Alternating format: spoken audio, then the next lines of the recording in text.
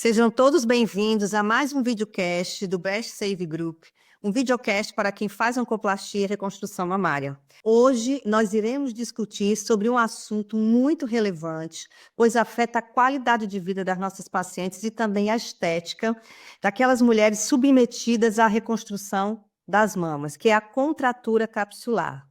Nós vamos começar com uma revisão sistemática e meta-análise sobre a contratura capsular em reconstrução mamária, cujo um dos autores é um brasileiro paulista da Unesp, o Murilo Secânio. Não é isso, Paula?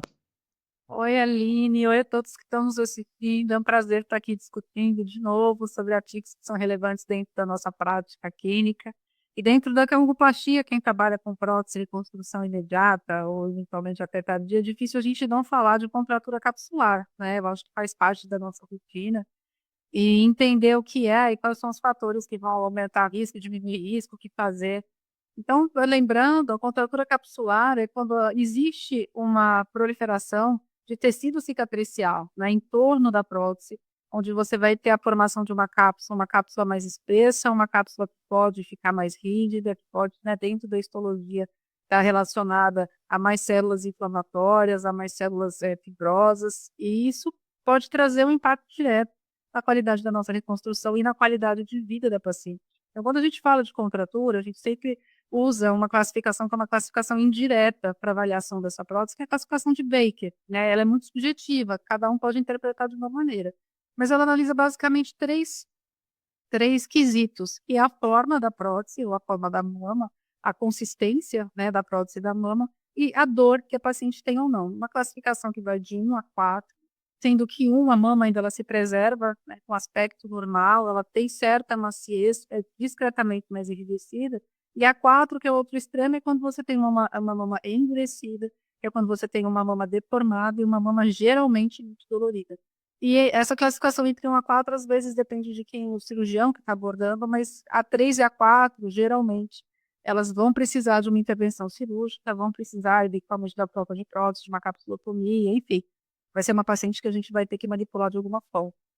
A contratura capsular, ela é muito frequente dentro da nossa rotina, né? É uma média de 20% dentro das reconstruções que a literatura traz para a gente confirma isso dentro da nossa prática, né? E eu acho que você deve também, né, Aline, conviver dessa dor e desse medo e a gente discutir quais são os fatores que podem aumentar ou diminuir a contratura. Eu acho que é um artigo, esse artigo especial, ele é bem interessante.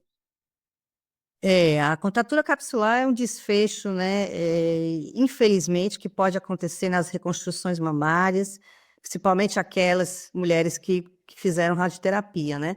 A gente sabe que existem vários fatores que têm sido defendidos para contribuir para o desenvolvimento dessa contratura capsular, né? Entre eles, a gente tem três, né, que a gente observa alguns artigos comentando na literatura, que seriam a textura do implante, né? Se é aquele implante mais liso, aquele implante mais texturizado. O plano de colocação do implante também, se é subpeitoral ou pré-peitoral, e também o tipo de implante, que é um implante de solução salina ou implante de silicone. Lembrando que em relação à textura do implante, o poliuretano, ele tem alguns trabalhos mostrando que ele tem um menor risco de contratura em algumas séries. Porém, o poliuretano foi descontinuado nos Estados Unidos por uma provável toxicidade e também associação com linfoma. Mas o grupo do Dr. Benigno Assé, ele já vem utilizando, já publicou, né, inclusive o PREC 20, né, com alguns resultados do implante de poliuretano também. E esta revisão sistemática e meta-análise, publicada no Journal of Plastic Reconstructive Aesthetic Surgery em 2024, ou seja, nesse ano, revisou e analisou os dados disponíveis relacionados à contratura capsular para a reconstrução mamária baseada em implantes, nesses três pontos, né, principais e controversos na literatura, que é justamente o plano de colocação do implante, pré, o subpeitoral, o implante liso versus texturizado e o implante de solução salina versus de silicone, né?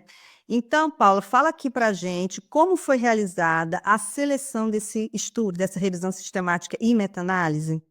Eu achei que ele é um estudo bem difícil de, né, de ser realizado.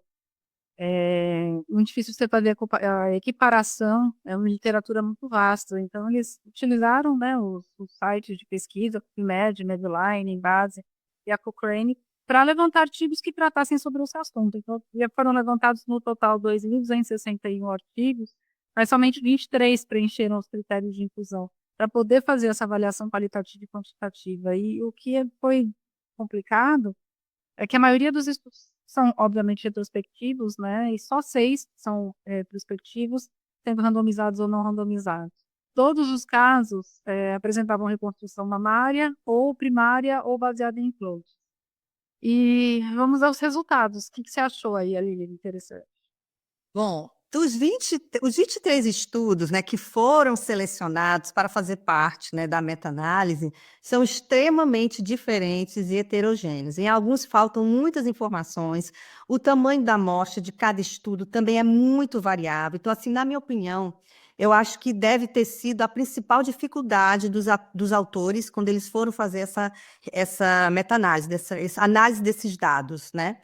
E, basicamente, quais foram os resultados? Em relação ao plano de colocação do implante, subpeitoral versus pré-peitoral, não teve diferença estatisticamente significativa nas taxas de contratura capsular em relação ao plano do implante. Em relação também aos implantes lisos versus texturizados, também não houve diferença estatisticamente significativa entre os implantes lisos e texturizados no que diz respeito à taxa de contratura capsular. Nesse ponto, é importante a gente chamar atenção para um dado, né? Apenas 5 estudos compararam diretamente implante liso versus implante texturizado, e esses estudos, tem um deles que tem casos de 1974, que provavelmente era outra Mas e nessa tecnologia. prótese, né? Como é que é? Como é que não era, né? Então, assim, é algo que é difícil a gente trazer isso para a nossa realidade de hoje, né? Os implantes de hoje são de nova geração, né? Então, é muito diferente do que se fazia em 1974, né? E também em relação à ADM, né? Então, só 2 estudos que compararam liso com texturizado utilizaram ADM. Então, a gente tem muita diferença entre os estudos. Então, é difícil, às vezes, você tentar parear e dizer realmente que essa é uma verdade absoluta. Agora, em relação aos implantes de solução salina versus implantes de silicone, foi o único quesito onde a gente encontrou realmente uma importância estatística, com os implantes de solução salina tendo uma taxa de contratura capsular significativamente menor do que os implantes de silicone. Então, foi o que foi encontrado no estudo. Então, quando a gente vai avaliar também o desses 23, os que compararam diretamente esse desfecho, só 2 estudos fizeram essa análise. Cerca de 132 casos, e ambos os estudos tiveram tanto a técnica subpeitoral como a técnica também pré-peitoral, o que fica também difícil, às vezes, a gente atribuir se de fato essa menor taxa de contratura do implante salino também teria sido verificado se a gente tivesse avaliado e separado por plano de reconstrução. Então, será que se o plano de reconstrução tivesse sido pré-peitoral, a gente teria as mesmas taxas de contratura capsular, os implantes lisos seriam realmente melhores do que os texturizados? Então, é um ponto que é levantado na análise, né, quando a gente vai avaliar minuciosamente todos os estudos e os resultados, a gente chega aí nessa conclusão que é um possível viés aí desse resultado também, né, Paula? E esse dado que eu achei interessante nesse estudo, né, de não haver diferença na contratura capsular da reconstrução pré-peitoral e subpeitoral, porque a gente sabe que existem estudos que mostram justamente o contrário, que a pré-peitoral está relacionada à menor taxa de contratura capsular. Ah, os motivos, né, por que a pré-peitoral? Eu acho que você olhar uma reconstrução pré-peitoral e olhar uma reconstrução submuscular, a gente já vê que dentro da própria anatomia, a pré-peitoral preserva melhor a anatomia, e a gente sabe o trabalho que dá e a manipulação que a gente tem que fazer no contexto da criação, né, da loja submuscular para fazer a prótese, que a princípio geraria um processo inflamatório maior e traria a maior chance de haver a formação de biofilme, a maior chance de fibrose. Então, dentro da nossa prática, isso é comprovado pelos dados de vários estudos, são 3 os principais fatores, né? A interferência do músculo peitoral, que pode estar relacionado ao aumento da formação de uma cápsula mais fibrosa, essa criação da bolsa subpeitoral que vai trazer mais manipulação e mais processo inflamatório, e geralmente a colocação da prótese no pré-peitoral está associada, independente da cobertura da prótese, a uma cápsula mais fina, provavelmente pelo plano de colocação, e você não ter a ação do músculo criando esse processo todo inflamatório, né? Exatamente. É o que a gente observa na prática, né? Eu tenho observado nas minhas pacientes que o plano pré-peitoral, mesmo aquelas que são submetidas à radioterapia, as taxas de contratura capsular são menores ou a gente observa contraturas mais leves também. Dizendo justamente para a gente sobre esse plano da reconstrução, quando a gente coloca subpeitoral, o músculo, né, ele tende a piorar esse processo. Mas nesse presente estudo, né, não houve diferença estatisticamente significativa entre pré-peitoral e subpeitoral no que diz respeito às taxas de contratura. Então, eu fui avaliar se o uso da ADM teria influenciado esses resultados, porque na maioria dos estudos foi utilizado o ADM. Então, vale a pena, Paula, a gente parar nesse ponto, certo? Então, foram 16... Justamente. Não, eu ia até comentar isso. Eu acho que às vezes é até difícil de extrapolar, porque grande parte dos estudos americanos, eles estão relacionados ao uso da ADM, que não é uma rotina em todos os lugares, né, no nosso Brasilzão. Então, a gente conseguir extrapolar os dados de ADM e não ADM, que tipo de ADM que eles estão utilizando, porque a maioria dos serviços americanos utiliza. Exatamente. Aí eu fui ver, será que a maioria desses estudos todos utilizou ADM ou teve alguém que não utilizou, né? Então, foram 16 estudos, né, dos 23, que compararam subpeitoral com pré-peitoral e desfecho de contratura. A análise estatística do subgrupo foi realizada também segundo a ADM. E eles separaram essa subanálise em 4 grupos, que seriam aquele grupo, primeiro, que é aquele no qual o uso da ADM não foi relatado no paper, não tinham essa informação, né? E o grupo também não ficou igualitário, a gente teve cerca de 400 pacientes, né, com subpeitoral e apenas 200 pré-peitoral. O outro grupo da ADM foi que o uso da ADM foi utilizado nas 2 formas de reconstrução, tanto na pré como na sub.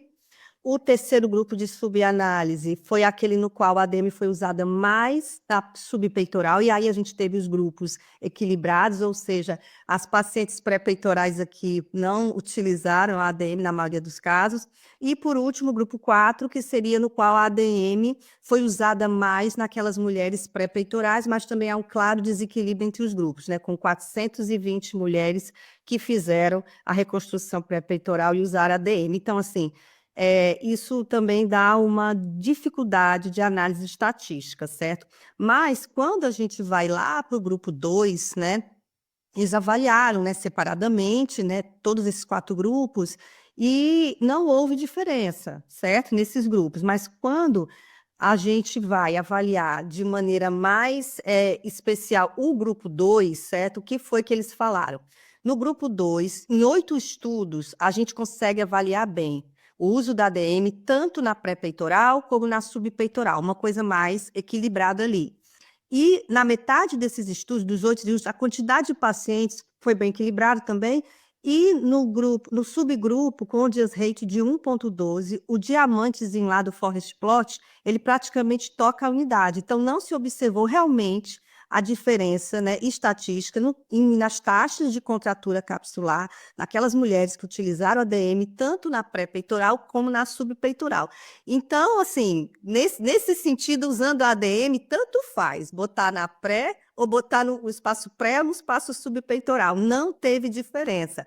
Mas a gente sabe, né, Paulo, que a ADM, as telas, as matrizes, não são a nossa realidade. E aí, quando a gente vai também avalizar os dados, até de Cícero Uban, de Eduardo Gonzalez, eles não utilizaram, né, esses dispositivos e as taxas de contratura, né, que nós obtivemos também foram taxas baixas, né? Então, é importante dizer que esse estudo tem esse viés, e nós gostaríamos muito que a gente tivesse mais trabalhos relatados na literatura, que a gente pudesse realmente comparar, até mesmo utilizando a ADM e sem utilizar a ADM, para a gente poder realmente avaliar e comparando também o plano da reconstrução, sub com pré-peitoral. Então, é difícil encontrar um estudo desse na literatura, a gente não tem, e isso dificulta também a análise dos dados, né, Paula? Aqui na nossa própria realidade, né? A gente vê que tem muita ou pouquíssimas, raríssimas publicações brasileiras, né? A gente tem um grande volume, acho que um dos maiores do mundo em relação à reconstrução, ao volume, às técnicas, à expertise. E a gente não tem os nossos próprios dados envolvendo a ADN por questões, eu acho que econômicas, enfim, de acesso. Então, a gente extrapolar esses dados que os estudos utilizaram a ADN para a nossa realidade é um pouco difícil. E a gente fica até, será que faz diferença ou não? Será que é uma briga que seria tão importante a gente entrar para conseguir ter acesso? Mas você vê aí por esse estudo, não faz tanta diferença também, né, em relação a possíveis complicações, no nosso caso, que a gente está falando da literatura. Eu acho que uma outra. Pode falar. Sim, em relação à radioterapia, eu senti falta, porque, assim, todas as pacientes dos 8 estudos, né, que foram separados, né, que usaram ADM, ele também não fala se essas pacientes fizeram radioterapia, se eram mamas já irradiadas ou se eram mamas que foram irradiadas após a reconstrução. A gente também não tem essa informação no paper, não foi feita uma análise específica sobre esse evento, radioterapia e contratura capsular, e a gente pode até tentar fazer depois uma outra análise da literatura com esse desfecho de maneira específica, de radioterapia e contratura de cápsula e reconstrução, mas foi algo, Paulo, que realmente deixou uma lacuna, né? Eles não conseguiram fazer essa subanálise também desses subgrupos Mas da que é radioterapia. importantíssimo, na verdade, né, Aline? Porque a gente sabe, e aí existem trabalhos publicados, do aumento da incidência de contratura em pacientes que são irradiadas, aumentos significativos. Tanto que, obviamente, a gente adora a radioterapia, porque ela já está bem consolidada como tratamento oncológico, mas quando a gente pensa na nossa reconstrução, vai até aquela apertadinha do coração, né? Tem um estudo muito interessante que foi publicado em 2018 no Annals of Surgery and Oncology, que faz essa comparação num aspecto que eu acho super interessante, que a posição da prótese, se ela tem influência na incidência de contratura capsular, né, nas pacientes submetidas à radioterapia. E reconstrução, seja pré-peitoral ou retromuscular. E é um estudo que foi relativamente bem desenhado, considerando principalmente que nos Estados Unidos 80% das mulheres das reconstruções são com implantes, eles usam muito implantes, então eles têm bastante informação em relação a isso, mas lembrando também que todas essas reconstruções, elas utilizaram a ADN, né, principalmente as que foram realizadas de maneira pré-peitoral. Então esses dados que eles trazem nesse estudo específico, que analisou a radioterapia, a gente tem que saber que envolve ADN, que não, a gente não consegue extrapolar para a nossa realidade. Então, é um estudo que englobou 274 pacientes, né, 426 mamas no total, que foram submetidas à reconstrução pré-peitoral, por 45 pacientes fazendo a radioterapia pós a reconstrução. 163 mamas, 100 pacientes foram submetidas à subpeitoral, com 21 pacientes que foram expostos à radioterapia. E as pacientes submetidas à reconstrução mamária, a subpeitoral, que receberam radioterapia, tiveram uma taxa de contratura capsular 3 vezes maior do que as que não foram. Então, eu acho que dá para a gente sentir o que a gente sente na prática dentro do estudo. E sugerindo que a reconstrução pré-peitoral, ela tem uma taxa menor de contratura, né, para as pacientes que foram submetidas à radioterapia também. Então, é uma informação relevante dentro da nossa prática e do nosso planejamento, no sentido de que a gente tentar associar a melhor técnica cirúrgica e o melhor resultado estético no final, obviamente, com o melhor resultado oncológico. Isso, esse estudo é bem interessante, Paula, que agora ele utilizou a ADM também, viu? Ele utilizou um retalho dérmico, né, Moisés? Utilizou um retalho dérmico, dermoglandular, com mais Polo inferior e ADM superior. isso, e aí a diferença foi essa, né? Eles compararam o espaço pré-peitoral com o espaço subpeitoral, e realmente o pré-peitoral, né, foi melhor, com a subpeitoral tendo até 3 vezes mais taxas de contratura. Então, assim, em relação ao plano, né, eu acho que já está tudo se delineando que a pré-peitoral dá menos contratura de cápsula. Isso a gente realmente tem observado. Mas a gente precisa de mais estudos, sem ADM, né? Que eu acho que cada vez mais que a gente vai andando dentro da pré-peitoral, que a gente vai selecionando melhor os nossos casos, que tem indicação, a gente vai irradiando essas pacientes e aí a gente vai vendo realmente se isso vai se desenhando de uma maneira mais certa, como a gente está observando em alguns trabalhos, né, Paula? Então, assim, eu acredito que a gente já tem algumas evidências, né, de que a ADM não irá diminuir as taxas de contratura capsular nas pacientes que irão realizar radioterapia após a mastectomia, como a gente falou, tem aquele estudo do Cícero, né, do Eduardo Gonzalez, que não utilizaram nada, né, e até a questão também da perda do implante também, a gente observa também que a pré-peitoral, cada vez mais, ela vem se consolidando, né, e assim a gente vai caminhando mais dentro de realizar cada vez mais a pré-peitoral com radioterapia, né? Mas a radioterapia, né, Paula, ela também não é o único fator que pode levar à contratura de cápsula. A gente tem outros mecanismos, né? Basicamente, a gente tem 2 mecanismos de formação de contratura, que seria a proliferação cicatricial, né, em cima dessa cápsula, desse implante. E nisso, a radioterapia tem um papel importante devido à fibrose e à infecção também, né? Então, tem alguns estudos de microscopia eletrônica que mostraram que implantes texturizados apresentavam alterações na direção dessas fibras conjuntivas, né, em cada camada, gerando forças, né, ineficazes para a contratura. Então, sugerindo até que os implantes texturizados, eles poderiam ser até melhor do ponto de vista de dar menos contratura. Só que outros autores já defendem que a superfície lisa dos implantes poderia produzir uma cápsula mais delgada com uma menor resposta inflamatória, o que ia também impactar na menor taxa de contratura. Então, os dados são meio que controversos dentro da literatura sobre implante texturizado e implante liso. A gente não tem dados de evidência número 1 para a gente falar que o implante liso dá menos contratura. A gente não tem. Mas na experiência do especialista, não sei qual que é a sua, mas quando a gente tem utilizado, né, os implantes, implante liso ou nanotexturizado, o que eu vejo na prática também é que existem, né, todos os fatores relacionados ao uso do implante, implante que desloca mais, a gente tem que ter mais cuidado com a loja, um implante que até ele gira com a facilidade. Daí precisa ter muito cuidado na hora de fazer essa loja e fazer esse tipo de reconstrução, mas na prática, eu sei que não vale muito a nossa opinião de especialista, mas eu vejo que tende a ter menos contratura, sim, fica uma mama mais macia e eventualmente até com mais risco de Ripley, então a gente tem que ter bastante cuidado nesse. Pois é, Paula, mas eu acho assim, eu acho que a gente precisa também, para a gente poder, a gente observa, a gente pode até observar esse dado aí, né, que a gente na prática, mas assim, eu acho que a gente precisaria comparar a prótese texturizada no espaço pré-peitoral com a prótese nanotexturizada no espaço pré-peitoral. Porque assim, até a prótese texturizada no espaço pré-peitoral, que eu tenho acompanhado, eu tenho observado uma contratura leve, grau 1, né? Assim, totalmente tranquilo, não deforma a mama, né? Então, eu acho que a gente precisaria de um estudo desenhado, randomizado, entendeu? Desenhado nesse sentido, talvez para a gente poder afirmar, né? Afirmar, eu disse só da minha.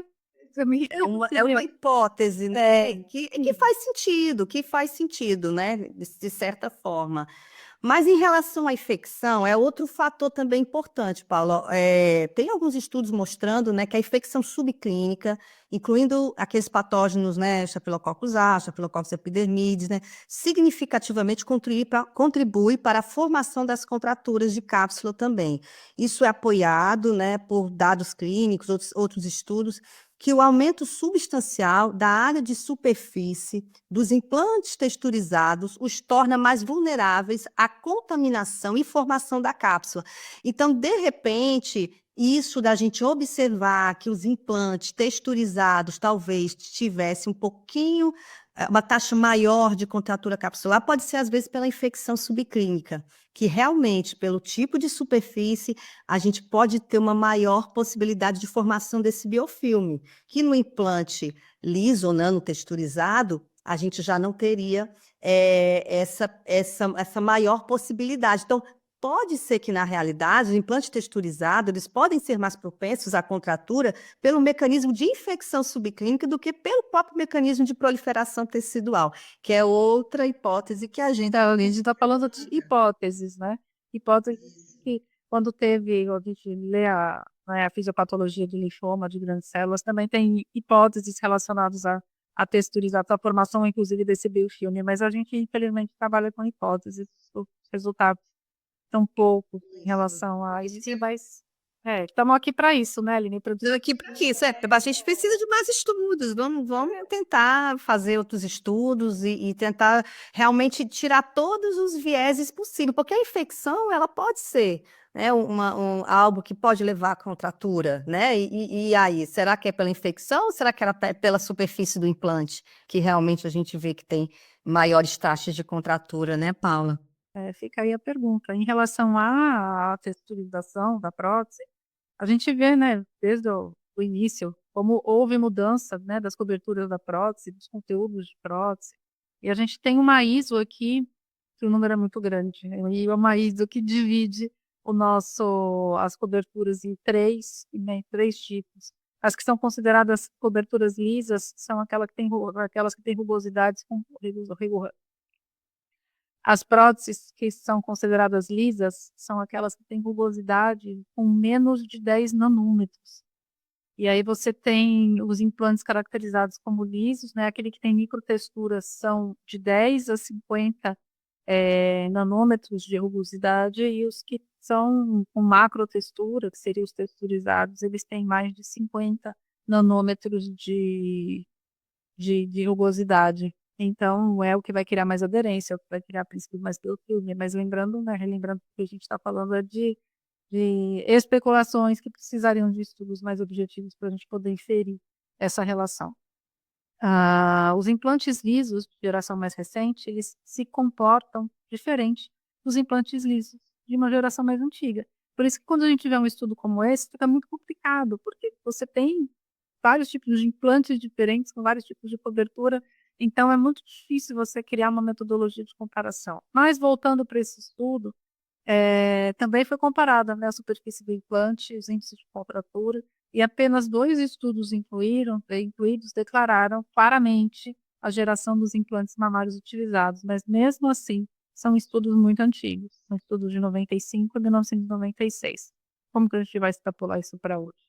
Um deles foi realizado com reconstrução do primeiro tempo do expansor, então a análise de subgrupo quanto à geração do implante não foi possível. Então, quantos anos tem, qual que é o tipo.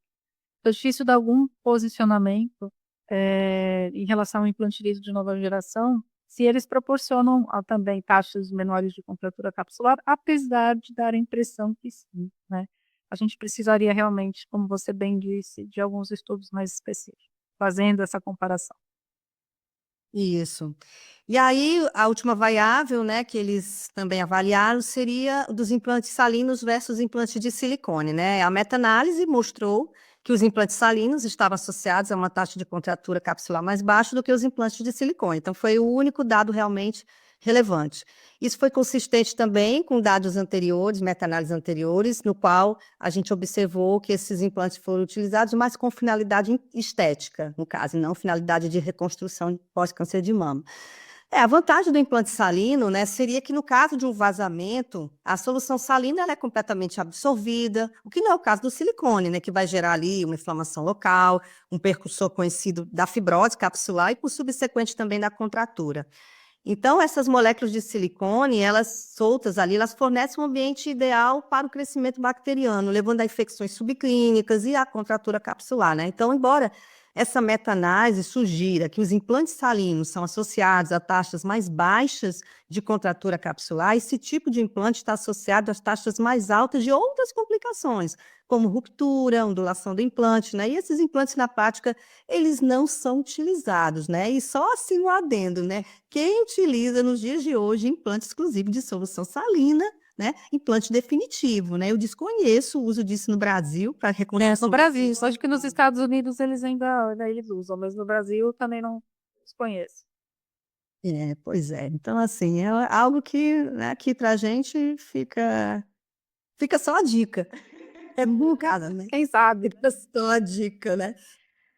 Então vamos lá, Paulo. Então vamos resumir, né, e vamos acrescentar outros pontos em relação às limitações do estudo. Eu queria que tu começasse falando. Eu lendo, né, e acho que você também, a gente identificou 7 pontos de limitações, né?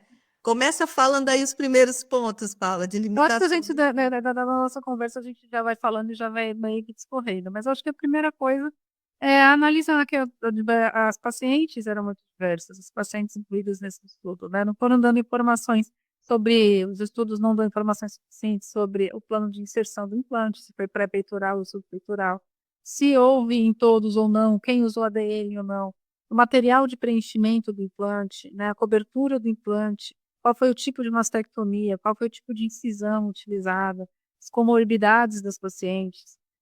Alguns estudos incluíram somente pacientes que fizeram reconstruções imediatas, enquanto outros fizeram o paciente com reconstrução em 2 tempos.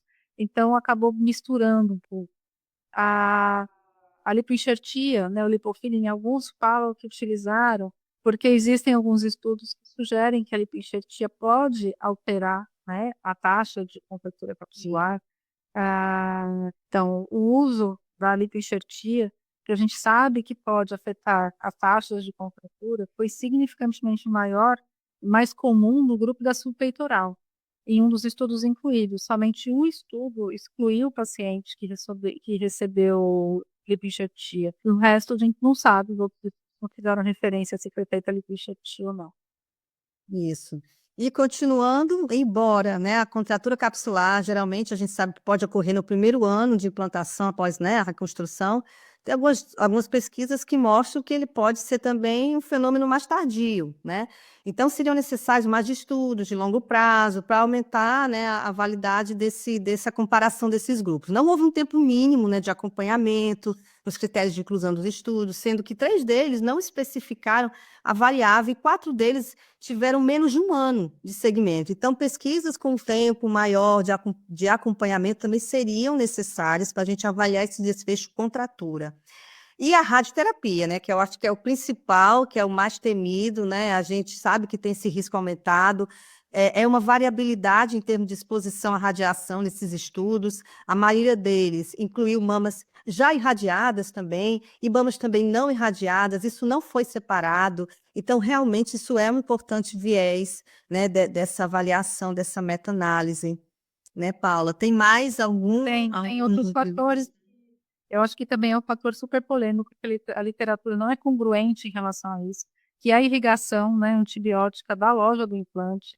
A gente já viu estudos que falam que não é para fazer essa lavagem curvada, estudos que sugerem que a gente tem que lavar com antibiótico X, com antibiótico Y, e dentro da nossa própria prática a gente vê que nós mesmos, o nosso grupo, cada uma conduz de uma maneira diferente se faz essa lavagem com antibiótico ou não, mas a gente sabe que tem alguns que referem que há diminuição da contratura capsular justamente pensando nesse biofilme, né, que você fazendo essa lavagem antibiótica, você vai diminuir o biofilme, vai diminuir esse processo infeccioso inflamatório, vai diminuir, né, o aparecimento da contratura capsular. Outro ponto que eu achei assim relevante é em relação ao próprio uso da classificação de Baker. A gente sabe que a classificação de Baker ela é muito utilizada, a gente entende, né, de um para o outro quando você fala um Baker 1, Baker 2, Baker 3, Baker 4, mas no estudo talvez usar uma ferramenta mais objetiva em relação a para você poder definir a contratura como elastografia ou algum outro índice que tenha uma métrica seja mais efetivo, para todo mundo conversar a mesma língua de uma maneira que seja mensurável, né.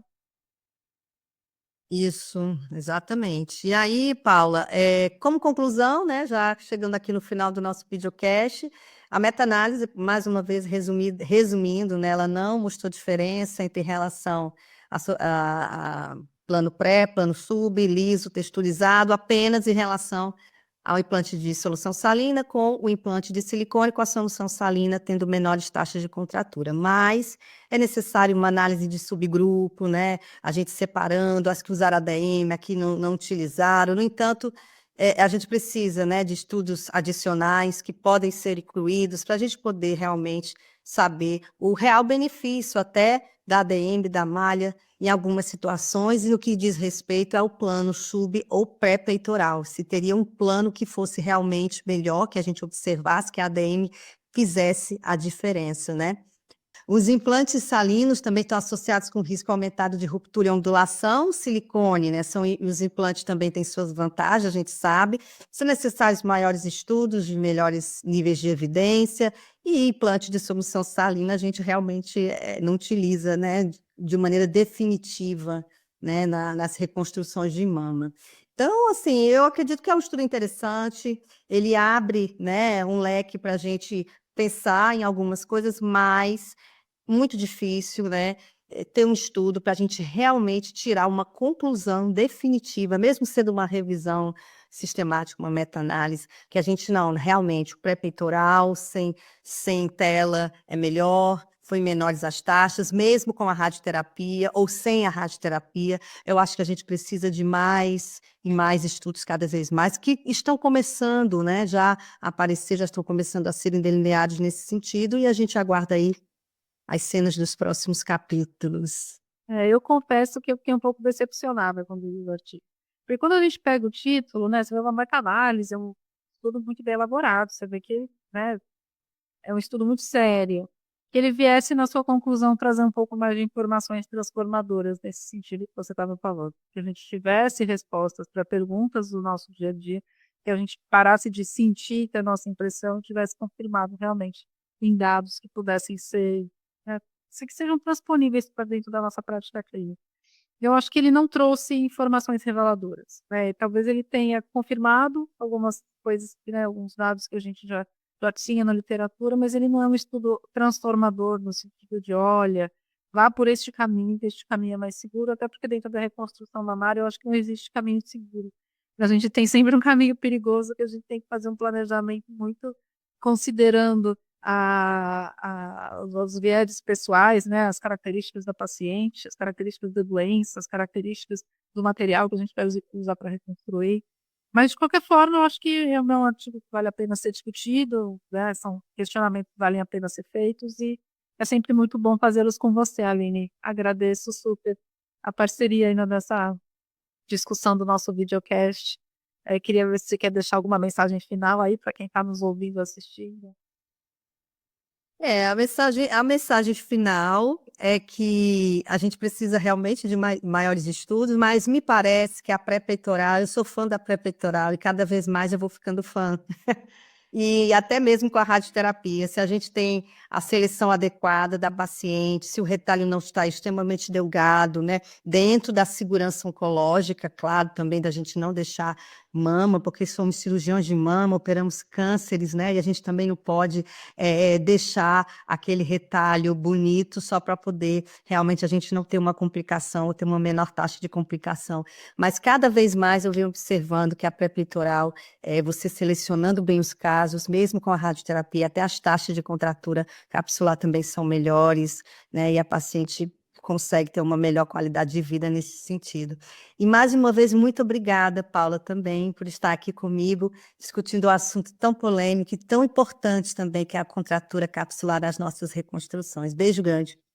Até a próxima. Grande a todos, agradeço estarem aqui com a gente e até o próximo videocast do Breast Saving Group, um videocast que foi feito para quem faz reconstrução mamária.